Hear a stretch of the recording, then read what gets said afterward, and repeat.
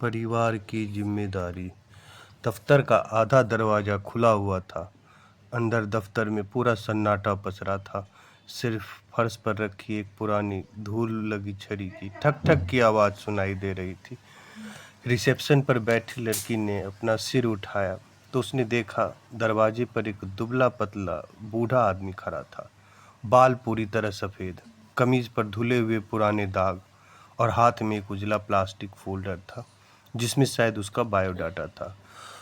वह धीरे धीरे अंदर आया, जैसे हर कदम किसी याद को अपने अंदर दबा कर रखा हो। लड़की ने चौंक कर पूछा, जी आप? बूढ़े ने धीमे से कहा, न नौकरी के लिए आवेदन देना था।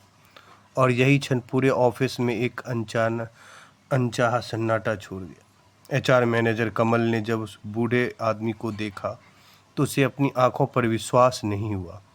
सामने करीब 70-72 साल का व्यक्ति, जो शायद ठीक से चल भी नहीं पा रहा था, नौकरी के लिए आवेदन लेकर आया था। कमल ने नरमी से कहा, दादाजी नौकरी? आपको किस तरह का काम चाहिए? बूढ़े आदमी ने फोल्डर खोला, कांपते हाथों से बायोडाटा आगे बढ़ाते हुए बोला, कोई भी जो आप दे सके, मैं सीख लूँगा। उसकी आवाज़ में एक ऐसी टूटन थी जैसे उसने कभी जीवन से उम्मीद ही नहीं की थी। बस ज़रूरत ने उसे आज इस दफ्तर तक पहुंचाया था। कमल ने बायोडाटा खोला और उस पर नज़र पड़ते ही उसका दिल जैसे भारी हो गया। बायोडाटा। नाम अशोक लाल, उम्र 71 वर्ष, योग्यता 12वीं पास, अनुभव 32 साल सरकारी स्कूल में चपरासी, समय पर स्कूल खोलना, सफाई, बच्चों की मदद, चाय पानी, रिटायरमेंट। 9 साल पहले। लेकिन आखिरी लाइन ने कमल को अंदर तक हिला दिया। पेंशन का पैसा धोखे से ले लिया गया। घर में कोई कमाने वाला नहीं, 2 पोते स्कूल में हैं, बहू बीमार है। नौकरी न मिले तो शायद घर चलाना मुश्किल हो जाएगा। कमल ने सिर उठाकर बूढ़े आदमी को देखा। वह फोल्डर कसकर पकड़े खड़ा था। उसकी आंखों में उम्मीद नहीं, सिर्फ बेबसी थी। ऑफिस में फुसफुसाहट हो रही थी। कुछ कर्मचारी कान में कान डालकर कहने लगे, इतनी उम्र में नौकरी, अब उम्र भर काम और क्या करना, चैरिटी चल रही है क्या? लेकिन कमल किसी और दुनिया में खो गया था। उसे अपने पिता का चेहरा याद आ गया, जो उम्र में लगभग इतने ही थे और मधुमेह व आर्थराइटिस से जूझ रहे थे। अगर कभी किसी हालत ऐसे हो जाए कि उसके पापा को नौकरी ढूंढनी पड़े तो? उसकी आंखें नमी से भर गई। दादाजी बैठिए, मैं आपका छोटा सा इंटरव्यू लेता हूँ। बूढ़ा थोड़ा हिचका, जैसे उसे विश्वास ही नहीं हो रहा था कि उसे सच में बैठने को कहा जा रहा है। वह धीरे से कुर्सी पर बैठा और बोला, बेटा इंटरव्यू की ज़रूरत नहीं, बस काम दे दो। मैं सुबह सबसे पहले आ जाया करूँगा, मेहनत करूँगा, किसी से झगड़ा नहीं करूँगा। दादाजी ऐसा नहीं कहते। कमल मुस्कुराया, आप बताइए आपको नौकरी क्यों चाहिए? बस यह सवाल सुनते ही बूढ़ा आदमी तुरप सा गया। उसके होंठ कांपे और गला भर आया। कुछ सेकंड चुप रहकर उसने कहा, मेरी पत्नी 3 साल पहले चल बसी। बड़ा बेटा ट्रक चलाता था, सड़क हादसे में चला गया। बहू अकेली रह गई। 2 पोते हैं। पेंशन का पैसा मेरे छोटे भाई ने हड़प लिया, कागज पर धोखा करके। अब केस चल रहा है, पर न्याय कहाँ इतनी जल्दी मिलता है। वह हंसने की कोशिश करता है, पर आवाज़ फट जाती है। बहू बीमार रहती है, पोते स्कूल जाते हैं। मैं उनके लिए फीस न भर पाऊँ तो मुझे नींद नहीं आती। उसका हाथ सीना पकड़ लेता है। बेटा, घर में अनाज तक नहीं बचा। कुछ दिन पहले पड़ोस से उधार मांगा तो शर्म से ज़मीन में गिर गया। वह कांपती आवाज़ में आखिरी बात कहता है, इसलिए नौकरी चाहिए, किसी भी तरह की। कमल की आंखें भर गई, लेकिन उसने अपने चेहरे पर भाव नहीं आने दिया। उसने पूछा, दादाजी चलने फिरने में दिक्कत है? थोड़ी, पर कर लूँगा बेटा, बस आप मुझे बोझ मत समझना। यह सुनते ही कमल ने गहरी सांस ली। कमल ने उस बूढ़े को पानी देकर कहा, आप 5 मिनट बैठिए, मैं लौटता हूँ। और वह सीधे मालिक सुजाता राय के केबिन में गया। सुजाता ने जब पूरी बात सुनी, उनकी आंखें भी भर आई।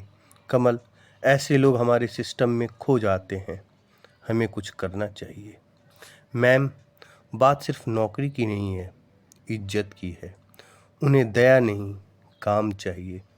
सुजाता बोली, ठीक है, उन्हें ऑफिस असिस्टेंट की नौकरी दे देते हैं, हल्के काम की, और हर महीने के साथ हम एक छोटी सी एक्स्ट्रा मदद भी जोड़ देंगे, लेकिन उन्हें लगे कि यह उनके मेहनताने का हिस्सा है, खैरात नहीं। कमल के चेहरे पर राहत उतर आई।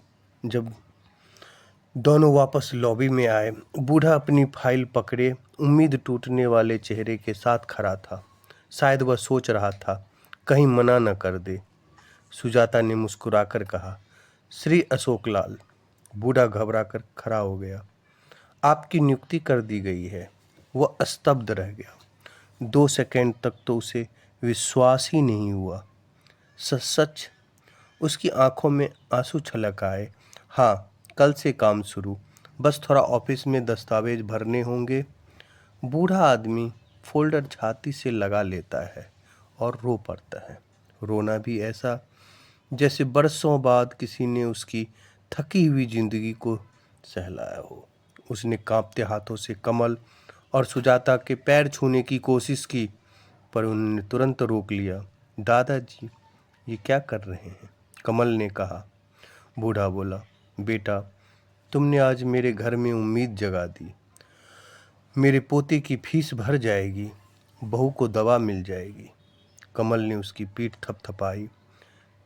अब आप हमारे ऑफिस के दादाजी हैं। अब किसी चीज़ की चिंता मत करना। अगले दिन बूढ़ा आदमी साफ कुर्ता पहनकर आया। उसने अपनी दाढ़ी भी थोड़ी सी कटवाई थी। ऑफिस में सबके लिए उसने पानी रखा, डाक पहुंचाई, गमलों में पानी दिया, और हर काम ऐसे करता जैसे उसकी पूरी दुनिया वही हो। लोगों ने देखा, जब वह फाइलें संभालता तो उसके हाथ कांपते थे, पर उसकी आंखों में मेहनत की चमक जगमगाती थी। कई बार वह अपने छोटे पोते की टॉफ़ी का खाली रैपर निकालकर जेब में रखता, फिर उसे देख मुस्कुराता। शायद उसे याद आता होगा, अब इस रैपर को दोबारा भरने के पैसे मिलेंगे।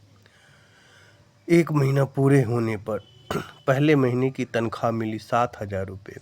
सुजाता ने उसमें 3,000 की बोनस इंक्रीमेंट जोड़ दी। बूढ़े ने तनख्वाह का लिफाफा हाथ में लेकर कहा, बेटा, इतने पैसे कभी देखे नहीं। मैंने तो सोचा था किसी दुकान में झाड़ू लगाकर 2-3 हज़ार मिलेंगे, लेकिन आज। उसकी आंखें फिर भर आई। कमल ने मुस्कुराते हुए कहा, दादाजी, पैसे अब कम नहीं रहे, आप कमा रहे हैं, और आपने ये हर रुपए अपने हक से पाए हैं। 2 महीने बाद एक सुबह बूढ़ा आदमी ऑफिस नहीं आया। फ़ोन करने पर बहू की टूटी आवाज़ आई, भैया, बाबूजी की तबीयत रात से खराब थी, अभी हम अस्पताल में हैं। सब घबरा गए। कमल और सुजाता अस्पताल पहुंचे तो देखा, बूढ़ा आदमी बेड पर लेटा था, ऑक्सीजन लगा था, लेकिन जैसे ही उसने कमल को देखा, वह मुस्कुराया। बेटा, ऑफिस नहीं जा पाया, सॉरी। कमल की आंखें भर आई। दादाजी, ऐसी बात मत कीजिए। बूढ़ा धीरे से बोला, आज मेरे पोते की फीस भरनी थी, तुम भर देना बेटा। कमल ने उसका हाथ पकड़ा।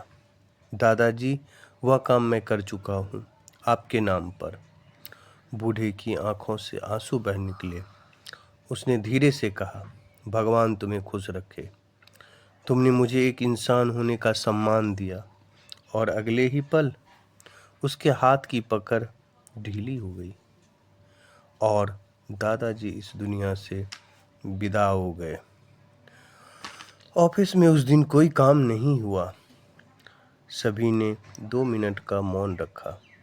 सुजाता ने घोषणा की, श्री अशोक लाल हमारे कर्मचारी नहीं, परिवार का हिस्सा थे। उनके पोतों की शिक्षा का पूरा खर्च हमारी कंपनी उठाएगी। कमल ने बूढ़े का फोल्डर उठाया जिसमें वही पुराना कांपते हाथों से लिखा बायोडाटा रखा था। उस बायोडाटा के साथ एक चिट्ठी भी थी, शायद उसने बहुत पहले लिखी होगी। अगर मुझे नौकरी मिल जाए तो मेरे पोते का भविष्य चमक जाएगा, अगर न मिले तो शायद वह पढ़ाई छोड़ देगा। मेरी एक ही इच्छा है, वह मुझसे बेहतर इंसान बने। कमल की आंखें भर आई।